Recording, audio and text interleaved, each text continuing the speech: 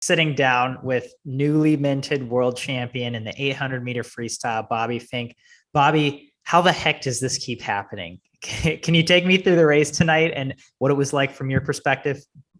So I didn't really know what my strategy was going to be like going into the race. I kind of wanted to just like be even with the guys or maybe like a little ahead. But then they just started picking it up after like the 400. Romanchuk was like a body length and a half lead at the 400, I think. Like he just started going for it, and I was like, okay, I'm just gonna have to do the same thing again because I didn't want to like start pushing it yet. And I figured if I was just able to stay with him a little bit and not let him like get farther ahead than what he was already at, I'd be able to try and run him down. And I'm just luckily it played out that way. How well are you able to see those guys during the race? I mean, could you see, you were next to Greg, and then I think it was Florian next to him, and then Romanchuk next to him. Could you see all those guys pretty visibly throughout the race? Yeah, pretty much. I saw Detti in the beginning of the race because he went out. I think he went out like pretty fast, and then we caught him pretty early. But yeah, I saw those four guys. I was kind of lucky that I was just like breathing to like all of them at once instead of just like on both sides of me. I'd rather than just be on one side of me the entire time just so I can constantly keep track of them. But yeah, it's kind of what I did before going into the last 50. I just like try to put a mental note of like where each of them were. Because Greg started to pull ahead. He made me like start a little earlier. I think my second to last 50 was like 28 low. So it was a little faster than what I thought that was going to be, but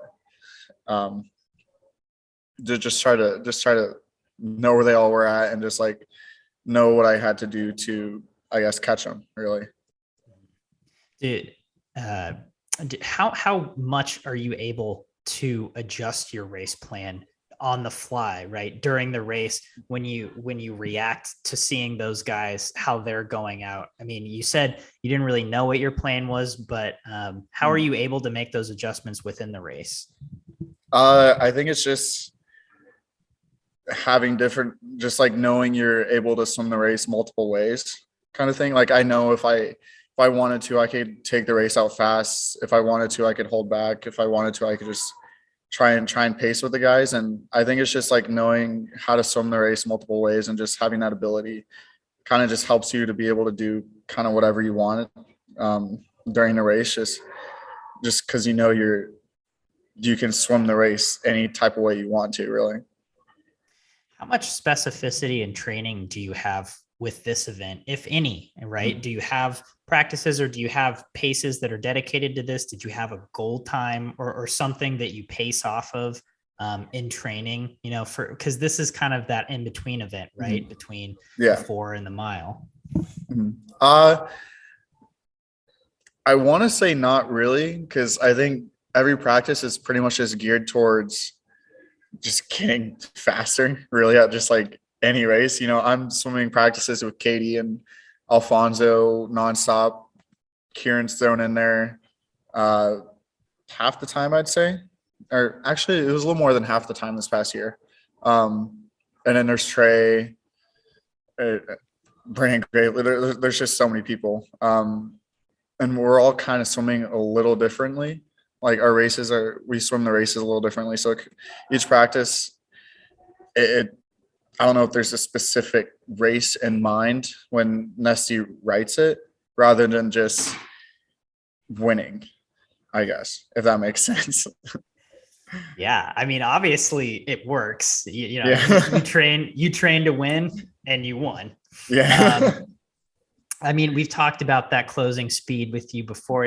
We obviously saw this from you in Tokyo, but how confident were you heading into this race, especially knowing that you've topped a very similar field before in a very similar fashion, knowing that you have that last 50 in your back pocket? Yeah. So I definitely felt at least just for myself, way more pressure than I've probably like really ever felt before, just because I wanted to prove that it wasn't just like a one-time thing or whatever, like what happened in Tokyo. I wanted to do it over and over and over again and kind of just like bring distance swimming back to America and then try and get the sweep with Katie again. Really, really just trying to, I don't know, just like have fun with it. And yeah, just this past year was pretty stressful for that. Yeah.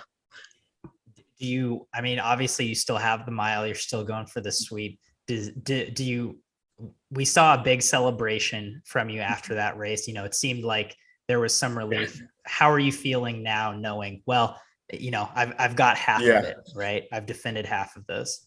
Yeah. I definitely more confident going into it, especially since I dropped 2.5 seconds, I think, or about 2 seconds. So definitely just more confident about that going into the mile. I was like nervous even before like the 800 prelims. I was like, I don't know if I'm going to make it back or anything. And I'm like, you're going to be fine. It's okay. But yeah, just knowing the miles in a couple of days, it just gives me more confidence to just try and stick with the guys and just try and get my hand on the wall, really. Yeah, it helps a lot that this one's out of the way. I have to wonder what the ready room is like with this, especially, you know, for them knowing that you're in lane 7, that you're going to be there lurking. I like before the race, I'm like, dude, Bobby's about to do the same thing. Like it's this, like they're all lined up just like they were in Tokyo. And obviously, you know, a race can play out in many different ways, but what was the ready room like this time? I think it was pretty relaxed in there. I think I don't really know what was going through the other guys' heads. I was trying to just like keep to myself, just trying to just stay in my own thoughts.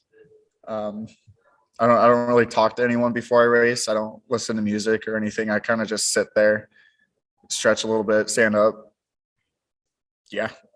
For me, I was tense, a little bit stressed, but I think the overall like just atmosphere in the ready room, I think we were all relaxed a little bit, I'd say. You made an early debut on the pool deck? Did you see when they put your picture up for Nick Fink? Yeah. In the 100 breast? Yeah.